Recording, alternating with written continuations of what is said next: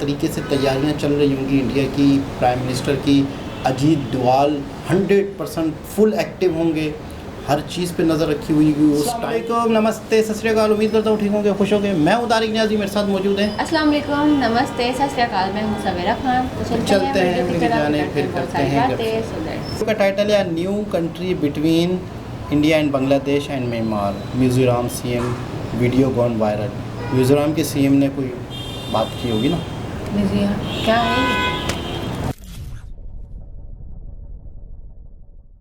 नमस्कार, welcome to study IQ। मैं हूं प्रशांत धवन। आज के समय एक वीडियो बहुत ज़्यादा वायरल हो चुकी है जहां पर मिजोरम स्टेट के चीफ मिनिस्टर यूएस की धरती पर बैठकर ये कहते हैं कि हम जो लोगों को 3 देशों में बटा हुआ नहीं दे सकते, उम्मीद है कि एक दिन हम सब इकट्ठा आकर तीनों देशों के लोग एक सिंगल एडमिनिस्ट्रेशन के अंडर होंगे।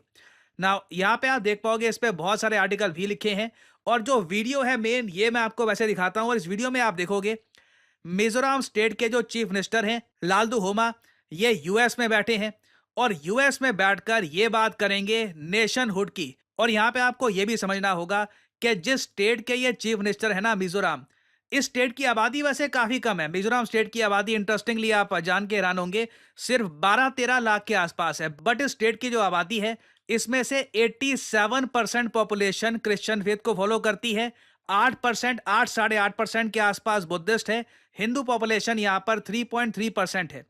तो यहाँ के जो चीफ मिनिस्टर हैं, रिसेंटली इनको यूएस में इनवाइट किया गया। ये 1 महीने पुरानी वीडियो है, काफी लेट सर्कुलेट की गई। और आज के समय देखिए, कई लोग जो हमेशा इस बात को लेकर चिंतित रहते हैं कि यूएस नॉर्थ ईस्ट में कुछ करना दे, शेख हसीना की जो प्रिडिक्शन थी, जो उन्होंने यूएस पे आरोप लगाए थे, वो सच ना हो जाए, इस वीडियो को देखकर काफी अलर्ट हो चुके हैं ना। ये जो वीडियो है, ये देखिए, कुछ सेकंड्स की वीडियो है, फिर आगे हम डिस्कस करते हैं ये topic.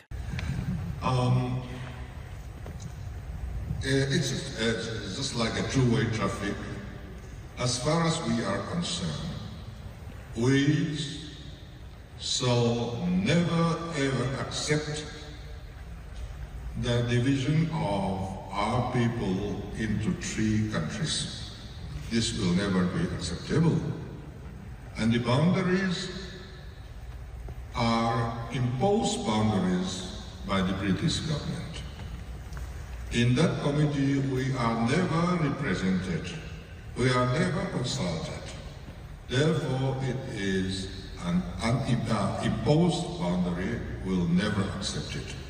We'll never accept construction of boundary fencing in between us. ना यहाँ पे आपने सुना, मिजोरम के चीफ मिनिस्टर ये कह रहे हैं कि हमारे लोग यहाँ पर जो लोगों की ये बात कर रहे हैं ना, जो लोग कौन होते हैं? देखिए, हम यहाँ पे बात कर रहे हैं कुकी लोगों की। कुकी या फिर जो लोग, इनको आप कह सकते हैं। ये लोग एक एथनिक ग्रुप है। ये आपको नॉर्थ ईस्ट की ऑलमोस्ट हर स्टेट में मिलेंगे एक्सेप्ट अरुणाचल प्रदेश। जो लोग बहुत ज्यादा मिजोरम में तो है ही, उसके अलावा मणिपुर की भी कुछ इलाकों में आपको मिलेंगे। उसके अलावा म्यांमार में ये हैं, बांग्लादेश में भी जो लोग आपको मिलेंगे। और प्रेडोमिनेटली जो इनका रिलीजन है, ये क्रिश्चियनिटी है। पिछले आप कह सकते हैं 70-80 ईयर्स में मास कन्वर्जन यहाँ पे हुआ है एंड जो मेजॉरिटी है यहाँ पर लोगों ने क्रिश्चियन फेथ अपना लिया है। नाउ सिंस जो ये एथनिक ग्रुप है ना, जो लोगों का, ये है तो अलग कंट्रीज में, मगर इनकी भाषा काफी हद तक सेम है, खाना पीना काफी सेम है, कल्चर हिस्ट्री काफी हद तक सेम है। तो इसलिए मिजोरम के चीफ मिनिस्टर का यह कहना था कि मैं यूएसए इसलिए गया था ताकि जो यूनिटी की बात कर सकूं। ये बात उन्होंने ओपनली कही है। ऐसा नहीं है कि चुपचाप ये जा रहे थे यूएसए में, वीडियो लीक हो गई। ओपनली ये यूएसए में गए हैं और इनका मेन मुद्दा था कि जो लोग हैं म्यांमार, बांग्लादेश, इंडिया में जो लोग हैं, अगर ये इकट्ठा आ जाएं, इनके बीच के जो रिलेशंस हैं इंप्रूव हो, तो सबके लिए अच्छा होगा। मगर प्रॉब्लम यहाँ पर ये आती है जब ये अपनी लाइन में, अपने सेंटेंस में, अपने स्पीच में एक बात ये भी ऐड कर देते हैं कि we are brethren who cannot be separated. हम ऐसे भाई हैं, जो लोग ऐसे भाई हैं जिनको कोई अलग नहीं कर सकता। और आगे इन्होंने ये भी ऐड किया कि ये उम्मीद करते हैं डिवाइन हेल्प से, कुछ ऊपर से कुछ इनको हेल्प मिलेगी, जिससे जो लोग यूनाइटेड हो जाएंगे अंडर वन एडमिनिस्ट्रेशन। नाउ जब आप बात करते हैं ना एडमिनिस्ट्रेशन की, तो क्या आप यहां पर यह बात कर रहे हैं कि मिजोरम एक्सपैंड कर लेगा, म्यांमार बांग्लादेश का हिस्सा मिजोरम में ऐड हो जाएगा, या फिर आपके कहने का मतलब क्या है? तो इसलिए कई लोग क्वेश्चन यहाँ पर रेस कर रहे हैं कि जो लोगों के लिए जो ये यूनाइटेड वन एडमिनिस्ट्रेशन की डिमांड कर रहे हैं, क्या ये सिंगल कंट्री की तरफ इशारा था? क्योंकि आप अगर स्पीच की लाइंस पढ़ोगे ना, ये by the way official transcript है इस स्पीच की, यहाँ पे आप देख पाओगे इन्होंने लिखा है, ये बात इन्होंने बोली है यूएस में कि वाइल ए कंट्री में है बॉर्डर्स, एक देश की बॉर्डर हो सकती है, a true nation transcends the limitation, एक जो असली देश होता है ना उसकी बॉर्डर्स वगैरह कुछ नहीं होती। We have been unjustly divided, जैसे उन्होंने कहा कि ब्रिटिश एरा के टाइम से जो ये बॉर्डर्स बनाई गई हैं ये ब्रिटिश एरा की थी कि ईस्ट पाकिस्तान बना दिया, उसमें बहुत सारे जो लोग चले गए, म्यांमार बना दिया, वहां पर जो लोग चले गए, फिर इंडिया बना दिया, फिर इंडिया की जो बॉर्डर थी वहां पर बहुत सारे जो लोग थे। तो ये कह रहे हैं कि ब्रिटिश इंडिया के टाइम से जो ये बॉर्डर्स हैं forced to exist under 3 different governments in 3 different countries, this is something we can't accept.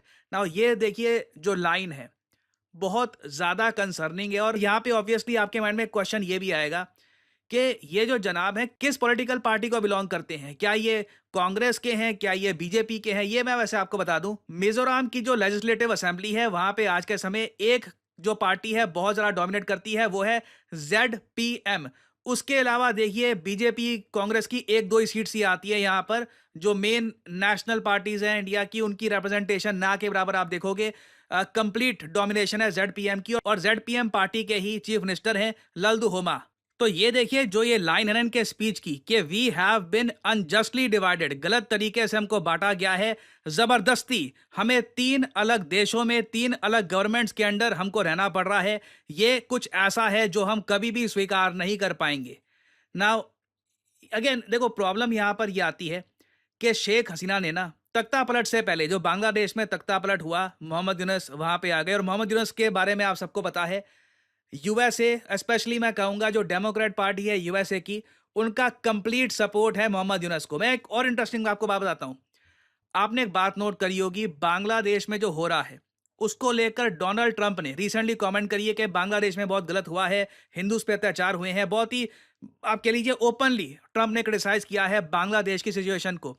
उसके पीछे एक बड़ा रीजन ये भी है कि मोहम्मद यूनुस ये बहुत ही बड़े आलोचक रहे हैं डोनाल्ड ट्रंप के। जी हाँ, ट्रंप मोहम्मद यूनुस को बिल्कुल भी पसंद नहीं करते। अगर ट्रंप पावर में आ जाते हैं बांग्लादेश में भी आप देखोगे सडनली सिचुएशन चेंज हो सकती है। खैर उस सब के बियॉन्ड अगर हम देखें ना, मोहम्मद यूनुस से पहले जब शेख हसीना थी पावर में इन बांग्लादेश, उन्होंने ये वार्निंग दी थी कि यूएस की तरफ से ही एक आदमी आया था जिसने उनको ये कहा था कि यूएस का प्लान है इवेंचुअली कि बांग्लादेश, म्यांमार और इंडिया के बीच में एक क्रिश्चियन मेजॉरिटी कंट्री ये बनाएंगे। इधर आप देख पाओगे जब बांग्लादेश में तख्ता पलट हुआ है उससे पहले का ये आर्टिकल है, उस वक्त शेख हसीना ने ये बात ओपनली कही थी कि एक यूएस की तरफ से, एक्चुअली उन्होंने कहा था कि एक वाइट आदमी आया था एक वेस्टर्न कंट्री की तरफ से, जिसने ये ऑफर दी थी शेख हसीना को कि इलेक्शन में जो धांधली करनी है, जो करना है आपको करो, लगातार बांग्लादेश में बनी रहो, बांग्लादेश की पीएम आप रहोगे लंबे समय तक, बस ये जो क्रिश्चियन स्टेट वाला हमारा जो प्लॉट है इसमें हमारी हेल्प कर दो। नाउ अगेन देखिए क्या हम सब 100% कंफर्मेशन के साथ कह सकते हैं कि यूएस ये सब कर रहा है, यूएस ये सब बनाना चाहता है? अभी तक कुछ जेन्युइन कंक्रीट एविडेंस हमारे सामने आया नहीं है। मिजोरम चीफ मिनिस्टर की भी आप अगर कमेंट्स पढ़ोगे तो एक बार को वो कह सकते हैं देखो मैं तो बस जो यूनिटी की बात कर रहा था, इसीलिए ही मैं गया था यूएसए, मैं बस चाहता हूं जो लोग जो है चाहे वो म्यांमार में हो चाहे बांग्लादेश में हो इकट्ठा रहे, मिल के रहे। बट इस सब के बीच में जब ये ऐसे वर्ड्स आते हैं ना, 3 countries, we are divided, single administration, तो चिंता होती है। एंड आई थिंक ये टॉपिक अभी न्यूज में रहेगा, इससे रिलेटेड अभी बहुत सी डेवलपमेंट्स होंगी। आई होप इंडियन गवर्नमेंट इस सब को ऑब्जर्व कर रही है and Indian government is alert. North east एक ऐसा रीजन है जहां पे हम चाहते हैं कि बस डेवलपमेंट हो, वो एरिया प्रॉस्पर करे और हमेशा इंडिया के साथ रहे। तो इस टॉपिक से रिलेटेड कुछ डेवलपमेंट्स होती हैं, न्यूज आती है इन द फ्यूचर, तो मैं आपके लिए बाद में अपडेटेड वीडियो ले आऊंगा। और फाइनली यहाँ पे आप लोगों से मैं एक सवाल पूछूंगा कि हाल ही में वो कौन सा देश है जिसने सैंक्शंस इंपोज कर दिए हैं 15 इंडियन एंटिटीज पर? भारत ने रिप्लाई ये दिया है कि हमारी कंपनीज हैं, हमारे देश के कानून के हिसाब से उन्होंने कुछ गलत नहीं किया, मगर फिर भी इस देश ने 19 इंडियन एंटिटीज पे लगा दिए हैं सैंक्शंस। बताइए किस कंट्री ने लगाए हैं भारत की 19 कंपनीज पे सैंक्शंस? ये है यहाँ पे आपकी ऑप्शंस, ऑस्ट्रेलिया, यूएसए, रशिया या फिर चाइना। कमेंट सेक्शन में करिए उत्तर, जो लोग देंगे सही आंसर उनकी कमेंट को मैं हार्ट दे दूंगा ताकि बाकी लोग समझ पाएं कि जनाब। अच्छा, ये उस टाइम जब शेख हसीना ने ये बात की थी, फिर उसके बाद शेख हसीना का तख्ता पलट हो गया, प्रशांत जावल जी ने बड़ा हल्का हाथ रखा है, सारी चीज़ें क्लियर हैं, दूध और दूध पानी का पानी होता जा रहा है। जैसे मिसाल के तौर पर कोई शख्स आपसे ये कहे कि यार मैं इस मुल्क की वज़ीर आज़म हूँ, मैंने फ़लाने शख्स की बात नहीं मानी तो मुझे वो हटा देगा, उसने धमकी दी है, उसने हटा दिया, उसने हालात ख़राब कर दिए। बिल्कुल ऐसे ही। फिर मोहम्मद यूनुस जो इस वक्त हैं, बांग्लादेश वो भी अमेरिका में पल रहे थे, वो भी अमेरिका में मौजूद थे, वो भी अमेरिका ने पाला हुआ था एक वक्त के लिए कि जब सही वक्त आएगा मैं उसे इस्तेमाल करूँगा। अमेरिका पूरी दुनिया में अपना दबदबा, अपना असर रखने के लिए बड़ा ही दूर की सोचता है। उसको इस एरिया में, यानी कि इंडिया है, बांग्लादेश है, म्यांमार है, उसको इस एरिया में कहीं ना कहीं, देखें इंडिया नहीं सुन रहा, बांग्लादेश नहीं सुन रहा, तो उसे कहीं ना कहीं ऐसा कंट्री यहाँ चाहिए, छोटा सा ही सही, ताकि कल को कोई भी बात होती है, कोई देखिए अमेरिका को पता क्या चाहिए होती है, अमेरिका वहाँ बैठा है, उसने दुनिया के हर कंट्री में, हर कोने में ना, जब चाहे वो जा सकता है, जब चाहे वो वहाँ पे अड्डे बना सकता है। यानी पाकिस्तान को, जैसे पाकिस्तान के सर पे हाथ अमेरिका का क्यों है कि वो यूटिलाइज कर सके कल को किसी भी हवाले से यूटिलाइज कर सके, तो इसी वजह से वहाँ पर इसको देश चाहिए था। उसके लिए बाकायदा बड़ी ही फसादात किए गए शेख हसीना को। मैं तो क्लियर कहूँगा, प्रशांत जावल जी ने कहा कि नहीं अभी खुल के नहीं कह सकते, आने वाला वक्त बताएगा, तो मुझे तो सारा सब साफ साफ दिख रहा है, नज़र आ रहा है। और अब जैसे इन्होंने मिज़ोरम के जो सीएम है उन्होंने भी ये बात की है, मिज़ोरम इंडिया का हिस्सा है, और मुझे ऐसा लग रहा है कि बाकायदा अंदर से प्रॉपर तरीके से तैयारियां चल रही होंगी इंडिया की, प्राइम मिनिस्टर की अजीत डोवाल 100% फुल एक्टिव होंगे, हर चीज़ पे नज़र रखी हुई उस टाइम से। तो शेख हसीना जो थी वो तो थी, मतलब इंडिया ही ने उन्हें पनाह दी थी ना, तो जाहिर सी बात है बहुत सारी और बातें जो मार्केट में नहीं आई होंगी, जो उनको पता होंगी, जो इंडिया को पता होंगी, जो कि शेख हसीना तक पहुंची होंगी, तो बहुत सारी ऐसी बातें।